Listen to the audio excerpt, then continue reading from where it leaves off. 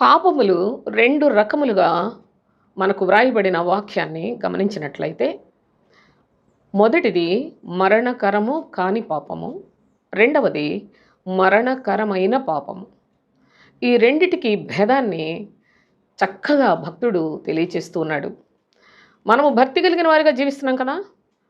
మన సహోదరుడు ఒకవేళ తెలియక పాపం చేశాడనుకోండి, అది మనం చూసినట్లయితే, తండ్రి నా సహోదరుడు మరణకరము కాని పాపము చేశాడు, తనకు తెలియక చేశాడు, దయచేసి అతన్ని క్షమించవా ప్రభువా అని వేడుకున్నట్లయితే, ఆ మరణకరము కాని పాపము చేసిన వానిని ప్రభువు క్షమిస్తాడట. ఎంత ప్రార్థనా జీవితంలో ఎంత శక్తి ఉన్నదో చూడండి సోదరులారా.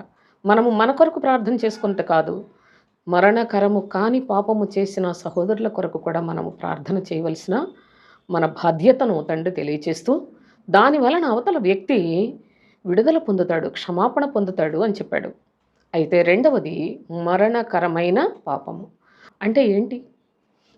చూడండి, మనము హేబేలు కయీను గురించి మనకు తెలుసు.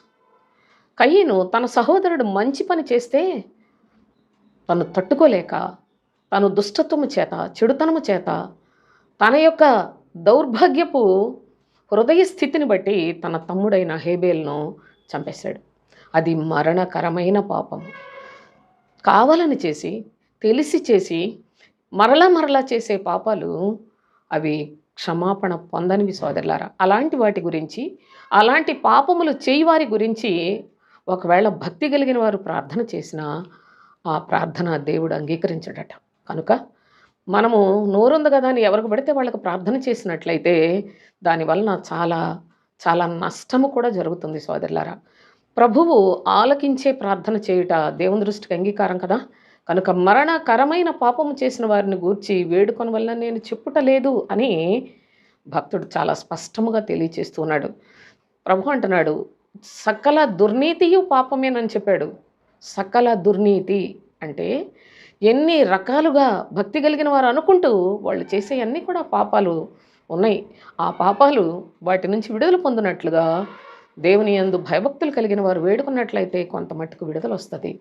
అయితే మరణకరమైన పాపము కొరకు వేడుకున్నట్లయితే ఎన్నటికి విడుదల రాదు అనే సత్యాన్ని తెలుసుకొని మీ ప్రార్థనా జీవితంలో బహు జాగరూకులై ఉండి కొందరికి మేలు చేయటానికి ప్రయత్నం చేయండి.